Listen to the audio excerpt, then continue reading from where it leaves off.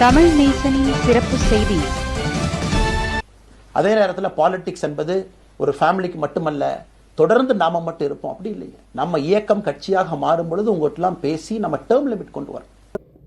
தமிழ்நாட்டில் பாரதிய ஜனதா கட்சியின் முன்னாள் மாநில தலைவராக இருந்த அண்ணாமலை ஐபிஎஸ் அவர்கள் தனி அரசியல் இயக்கத்தை தொடங்கியுள்ளார்.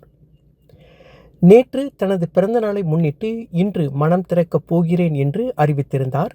புதிய பாதை, புதிய இயக்கம், நாம் யாருக்கும் போட்டி கிடையாது என்று கூறியுள்ள அண்ணாமலை தனது இயக்கத்தை தொடங்கிய 1 மணி நேரத்தில் 3 லட்சத்திற்கும் மேற்பட்டோர் இயக்கத்தில் இணைந்துள்ளனர்.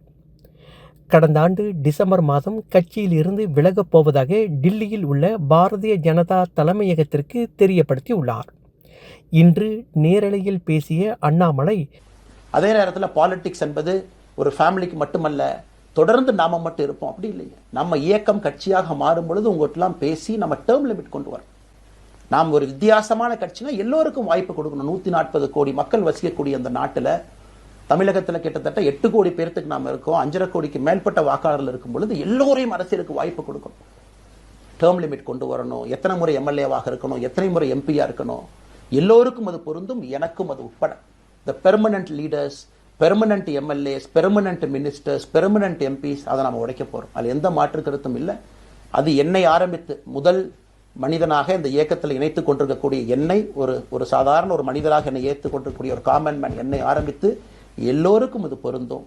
இதை நாம இந்த இயக்கம் கட்சியாக மாறுகின்ற முதல் நான் ஒரு பெருமைக்குரிய இந்தியன், பாரம்பரிய தமிழன் என்று பெருமையாக கூறிக்கொண்டார். நான் ஒருபோதும் எந்த இடத்திலும் தமிழ்நாட்டை விட்டு கொடுத்தது கிடையாது. கடந்த 18 மாதங்களாக பாரதிய ஜனதா கட்சியுடன் கருத்து வேறுபாடு காரணமாக இந்த முடிவை எடுத்துள்ளேன். இப்பொழுது ஆனந்தமாக ஒரு புதிய அரசியல் இயக்கத்தை தொடங்குகிறேன்.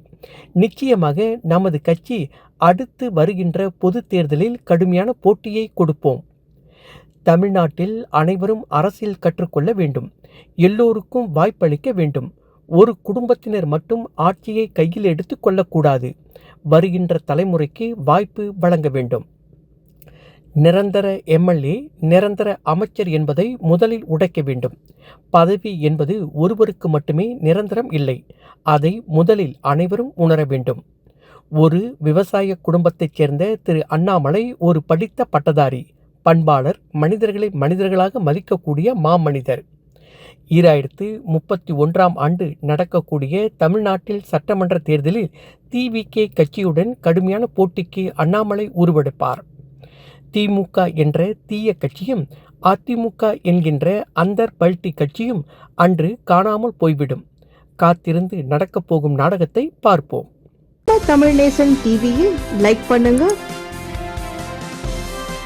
சப்ஸ்கிரைப் பண்ணுங்க, சப்ஸ்கிரைபர் பெல் பிரஸ் பண்ணுங்க.